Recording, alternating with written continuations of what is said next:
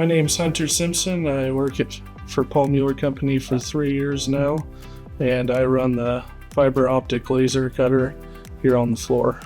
I find meaning in my job role because I get challenged every day making new parts with new production lines. So I have the unique job of fulfilling not just one, but all the lines here in this plant in Osceola and some in Springfield, cutting parts to help production flow.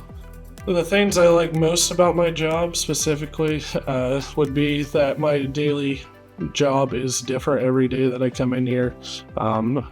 Whether it's working with new people I've never met before or helping create new parts for the company, knowing that production's moving ensures me that I'm doing my job correctly.